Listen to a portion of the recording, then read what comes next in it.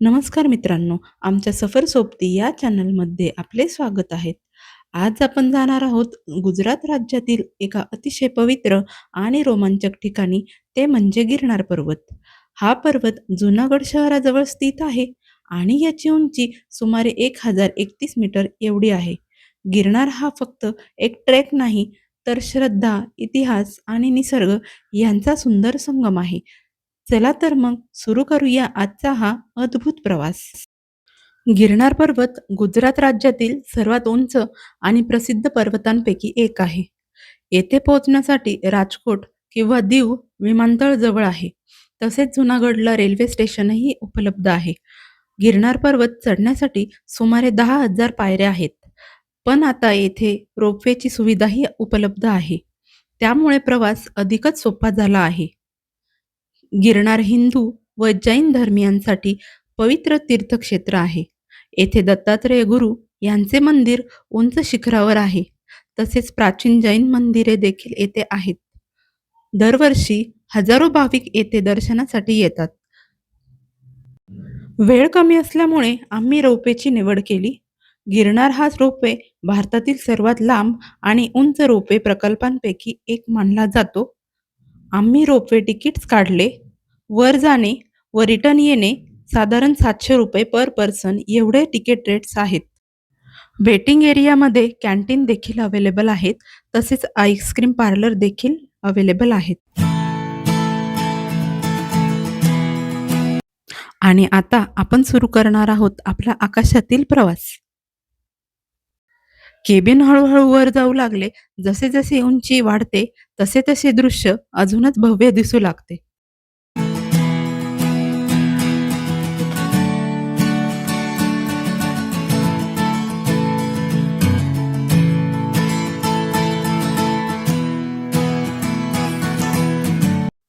रोपवेने प्रवास करताना खाली दिसणारे डोंगर, हिरवळ आणि शहराचे दृश्य खूपच सुंदर दिसते.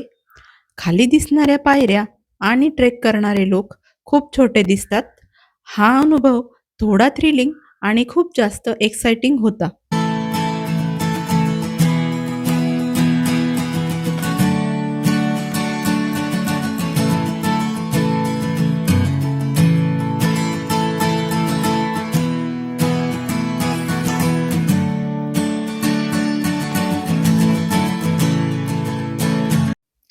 रोपवेची सेवा साधारण 5,500 पायऱ्या एवढ्यापर्यंतच अवेलेबल आहे.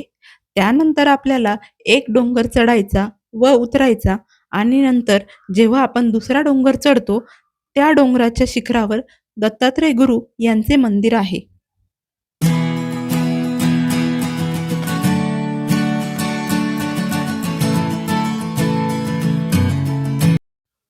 गिरनारची चढाई थोडी कठीण असली तरी अनुभव सुंदर आहे.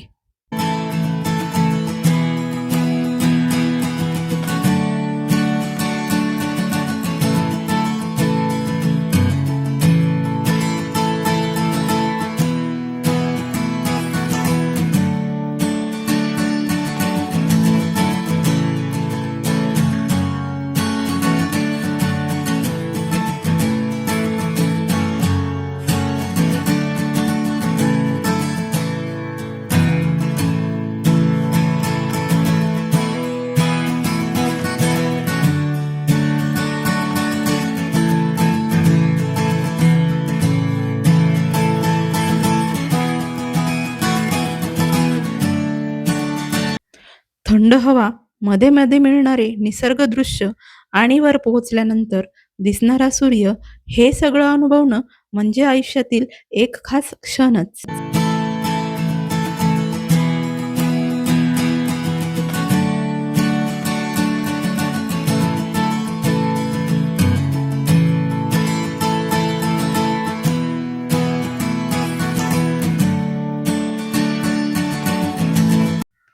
चढाई करण्यासाठी साधारण 1 ते 1.5 तास लागतात. अशा प्रकारे अर्धा प्रवास रोपवेने आणि अर्धा प्रवास चढाई करून आम्ही दत्तात्रय गुरु यांच्या चरण पादुका दर्शनासाठी शिखरावर पोहोचलो. सायंकाळी 5 वाजेला रोपवे प्रवास बंद होतो. त्यामुळे आम्ही आत्ता परतीच्या प्रवासाला निघालो.